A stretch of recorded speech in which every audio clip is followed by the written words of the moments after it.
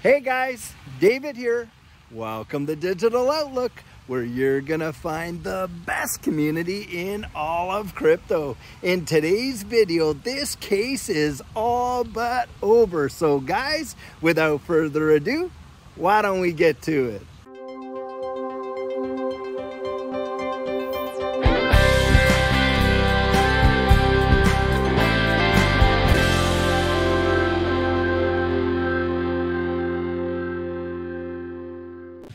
Well guys, for those of us that have been in this space for the long haul, we know that we have been waiting 2.5 years for this whole SEC versus Ripple lawsuit case to get totally sewn up and wound down. And have we ever seen a lot of stuff take place through this whole debacle? In fact, how much mudslinging did we get to watch? We even had the SEC come out there and literally attack the very people that they say that they're supposed to be out there protecting, right?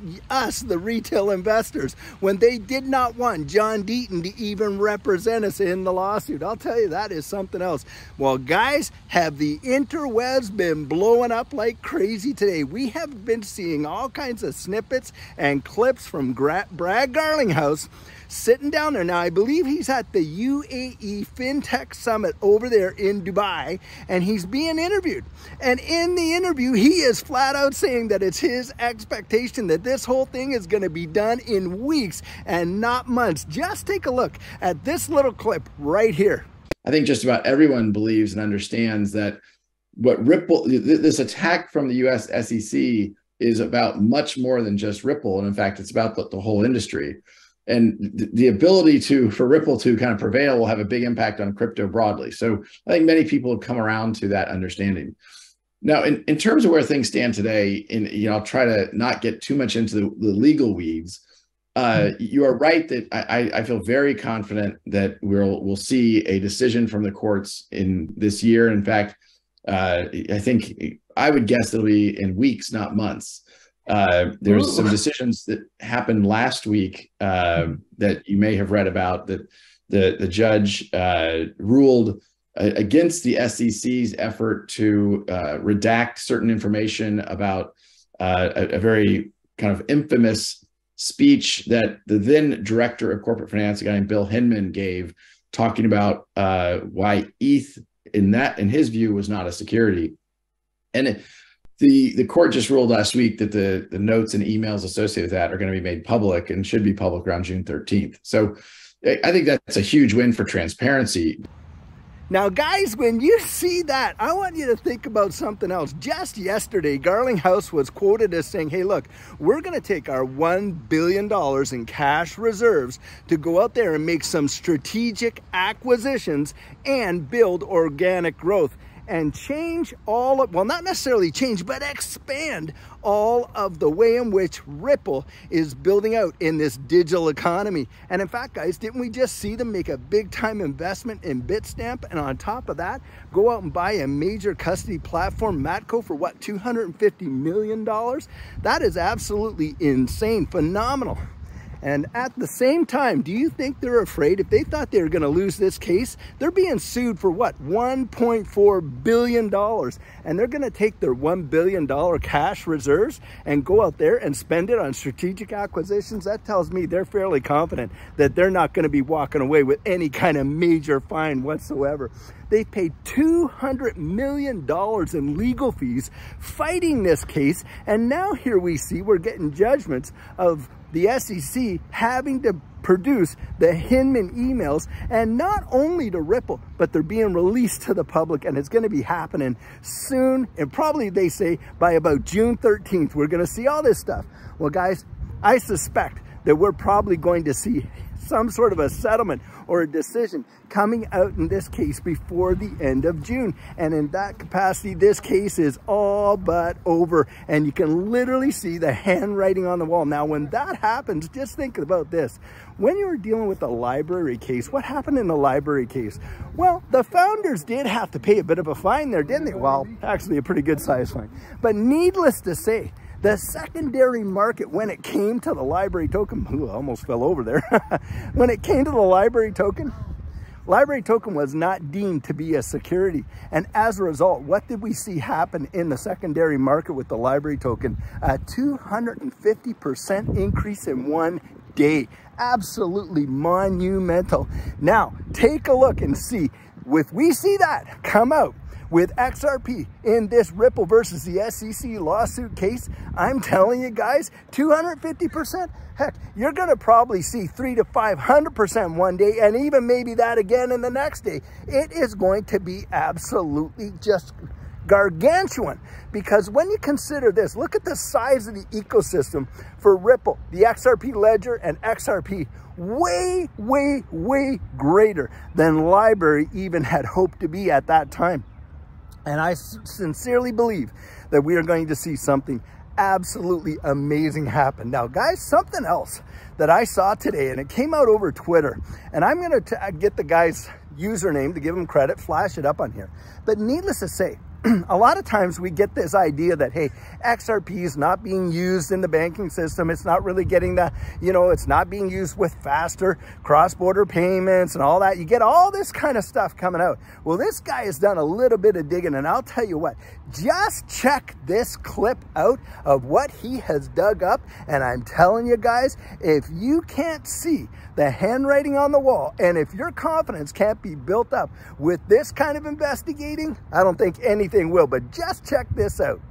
This video is honestly going to blow your mind. Go to the fasterpaymentstaskforce.org website. You guys can see downloading 2 of these final reports, part 1 and part 2, faster payments. You guys can see right there. Let's head over to these reports. It says, through competitive bidding processes, the Federal Reserve, on behalf of the task force, hand-selected McKinsey & Company to serve as the Qualified Independent Assessment Team, or the QIAT. That plays an important role.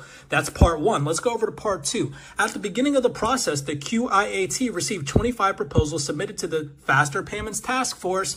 Right here, 3 or more proposers opted out of the final report, leaving 16 final proposals. Who were the 16 final proposals? One of them being Ripple. Don't forget, hand-selected by the Federal Reserve, McKinsey & Company. Keep that in mind. So let's go over here to a G30 or group of 30 PDF. You guys can see at the top, G30 digital currencies PDF, and it says, Ripple, a real-time gross settlement system currency exchange and remittance network whose digital currency XRP leapfrogs slow and expensive correspondent banking. If such a global currency, so it's mentioning XRP as a global currency. Now, what I found very interesting is that McKinsey & Company on this same exact G30 PDF is mentioned 2019 Global Payments Report. So I did some more digging. I went to that report. 2019 Global Payments Report. You guys can see right here.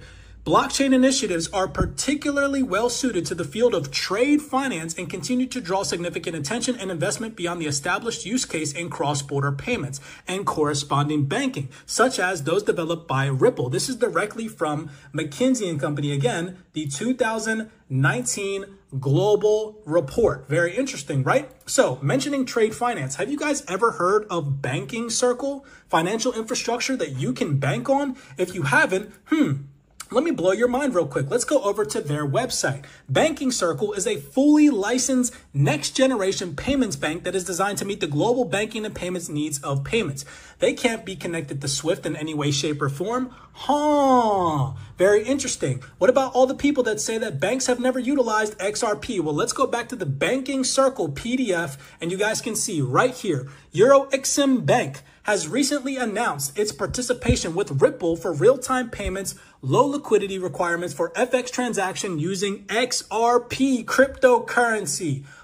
Even more interesting. Do you guys remember that 2019 global reports from McKinsey & Company mentioning Ripple in trade finance? Well, let's even further blow your mind. Right here from, again, the winter issue 2020 from Banking Circle, it says, where does Ripple come into the picture? Using the on-demand liquidity capabilities of RippleNet, our clients are able to switch into and out of their own currency using Ripple's XRP cryptocurrency as the underlying digital asset. The supply of demand for liquidity is effectively almost unlimited. The switches into and out of XRP take place almost immediately. Even further interesting, guess what's right here? It says, in other words, we are taking advantage of a dedicated, tried and tested platform, which is based on blockchain distributed ledger technology. Of course, the potential for Ripple goes a long way beyond trade finance and the associated payments. That is absolutely freaking massive. Now, when you take a look at that, and I always am encouraging you guys to go out there and research this space for yourself, to absolutely get the goods on your own to determine whether or not what's being said about it is actually true. Because, hey, the answers you find for yourself are the ones you're going to be the absolute most convinced by. Well, I'll tell you what, this guy, I love the level of research that he's done, because that's the kind of research that I've done, where I've just dug layer after layer after layer, where one thing refers to another, which refers to another, and that type of thing. When you're doing your research, guys, you got to kind of think about when you're back in college or back in high school and you're writing that paper. You're doing that kind of research, but you're doing it now for your own benefit, so that you have knowledge. And as they say, knowledge is power. It's what gives you that confidence. It's what gives you that edge, so that you can't be fudded out. Based, you know, where a lot of people get fudded out due to the fact that, hey, all of their confidence comes from somebody else's conviction. And this is where you can go and build your own convictions. I'm telling you, what we're about to see in this space is truly going to be something else. Now, getting back to this whole SEC versus Ripple lawsuit, you see XRP, like we say, get that legal clarity, and you watch all of these other, you know, distributed ledger technology spaces not having that legal clarity.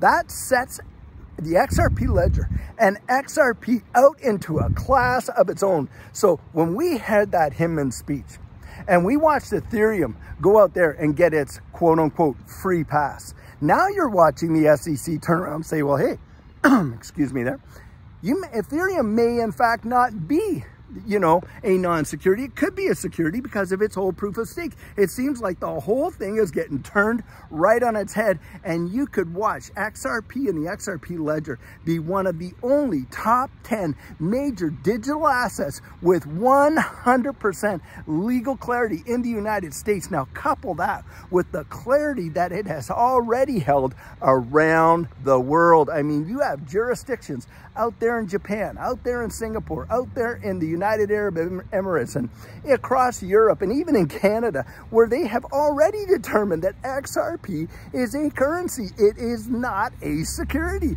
And in fact, that's already happened in the US, and a lot of people, including myself, believe that this whole case is absolute poppycock from day one and did not even fit any kind of classification as a security.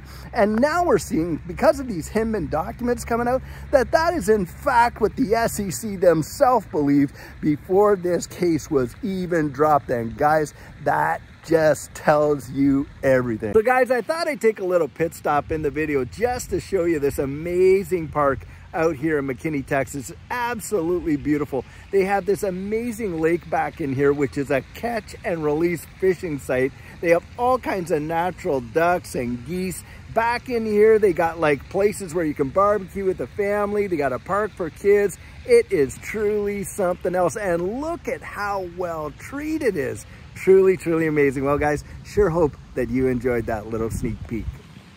Let's just remember, guys, that back in 2015, FinCEN took enforcement action against Ripple for not registering XRP as a virtual currency, and Ripple ended up paying a significant fine. I think it was like something like $700,000 to $1 million, something like that. But even way back then, the US government already determined that XRP was a currency, and it didn't even meet the test of being a security. And on top of that, guys, when you've dealt with any case, if you look at the history of any case, and John Deaton made a great point really bringing this out, any case of any type of, you know, Howey test challenge, the underlying asset itself was never deemed to be a security. Only investment contracts that included that asset would have been securities. So that would have meant back in the Howey test, hey, look, that the oranges were securities. Well, if that's the case, then every grocery store in America would have had to register with the SEC. But that didn't happen, did it?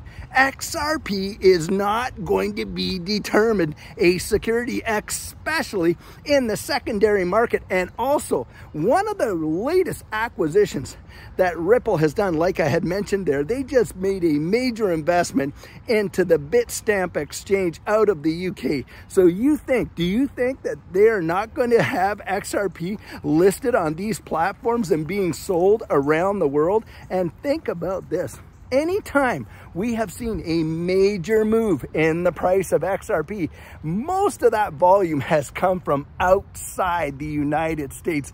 Back there in 2017, when we saw this monster move with XRP, think about this, guys. It was only listed on one US exchange, and that was Poloniex. The majority of that volume came out of Southeast Asia. In fact, it was South Korea. And you just look right now where the major purchasing is coming for XRP volume-wise. Just take a look at Fiat Link here. It's coming out of South Korea. And second time that happened was when, you know, we watched XRP go from 17.48 cents after the SEC lawsuit was dropped on them and dropped on Ripple in December of 2020. What happened, guys? 4 months later, $1.97. Only one exchange listed in the United States, and that was Uphold. All of that volume came from outside the US. So you think to yourself, we get this decision, settlement comes out, let's say before the end of June, or we get a summary judgment before the end of June. And XRP, even if it's only on the secondary market, gets declared as being a non-security. I'm telling you what, I believe we are going to see such tremendous volume and such tremendous upswing in the price. It could literally be the catalyst for the next bull market for this entire digital asset space. Yet so many people are out there literally just poo-pooing Ripple and XRP, and on and on and on it goes. And a lot of folks that are listening to that are going to absolutely miss probably one of the greatest opportunities of their lifetimes, and in fact probably one of the greatest opportunities we have ever seen in generations. I genuinely believe that. And guys, I'll tell you what, I do not want to be I do not want that to be you. I want to see you right up there in that winner circle and riding that rocket ship way past the moon and just blowing right past Jupiter. I absolutely cannot wait, and it is going to be something else. Guys, something that really made the difference for Judy and I is that we had our plan in place and written down before that last bull run absolutely took off. And what our coaching program offers, that is where you and I can meet personally one-on-one for 1 hour over Zoom. And during that time, I share with you our personal journey in that last bull run and what enabled Judy and I to experience some amazing financial success. I share with you the mistakes we made so that you don't have to fall into the same pitfalls we did. We take a look at your portfolio to make sure that it's balanced towards your goals, and we work together to develop your exit strategy. We can even get your assets off an exchange and onto a hardware wallet, along with delivering to you some amazing techniques that are really going to help you in this space. Now, the cost of that is $250, and if that's something that interests you, you write me right there at coaching@thedigitaloutlook.com, and we'll get you all booked in. So guys, this is the video I have for you today, and as always, I truly hope that you enjoyed it. Now, many of you know I'm not a financial advisor, and this isn't financial advice, but if you found value in it, if you'd hit that like and subscribe, I'd appreciate it. And hey, don't forget to put your comments right down there in the comment section and hit that notification bell so that you don't miss out on any of our regularly released videos. So, in the meantime, and in between time, stay safe, be blessed, and I'll catch you in the next one.